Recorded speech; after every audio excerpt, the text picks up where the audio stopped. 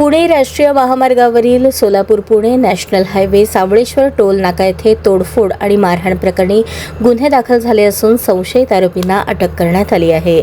याबाबत मोहोळ पोलिसांकडून मिळालेल्या माहितीनुसार 24 मार्च 2026 रोजी दुपारी 3:30च्या सुमारास सावळेश्वर टोल नाका येथे एक ट्रक ओव्हरलोड असल्याचे आढळल्याने टोल कर्मचाऱ्यांनी ट्रक चालक सिद्धलिंगय्या राचय्या स्वामी राहणार ससापूर बसव कल्याण जिल्हा बिदर कर्नाटक यास 85 रुपये ओव्हरलोड पेनल्टी भरण्यास सांगितले।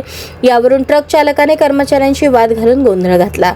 या वादाचे पर्यवसन हिंसक घटनेत झाले। तिथून जाणाऱ्या इतर वाहन चालकांनीही या गोंधळात सहभाग घेऊन टोल नाक्यावरील बूथच्या काचा, संगणक, कॅमेरे आणि ऑफिस मधील साहित्याची दगडफेक करून तोडफोड केली। या गोंधळाचा फायदा घेऊन काही आरोपींनी टोलची जमा झालेली रोकडही चोरी केली। या घटनेत अंदाजे 20 ते 25 लाख रुपयांचे नुकसान झाले असून वाहतुकीस अडथळा निर्माण झाला होता। घटनेची माहिती मिळताच उपविभागीय अधिकारी संकेत देवळेकर यांच्या मार्गदर्शनाखाली मोहोळ पोलीस ठाण्याचे प्रभारी पोलीस उपनिरीक्षक बाजीराव पवार आणि त्यांच्या पथकाने तात्काळ घटनास्थळी धाव घेऊन परिस्थिती नियंत्रणात आणली। जखमींना उपचारासाठी मदत करण्यात आली असून सध्या घटनास्थळी शांतता आहे।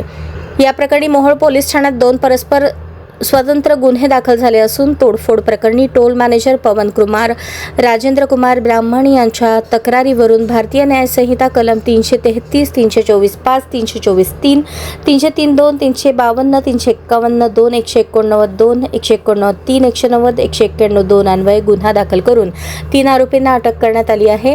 मारहाण प्रकरणी ट्रक चालक सिद्धलिंगय्या राचय्या स्वामी यांच्या तक्रारीवरून भारतीय न्याय संहिता कलम 118(2), 115(2), 351(2), 3-5 अन्वये गुन्हा दाखल करून 2 आरोपींना अटक करण्यात आली आहे।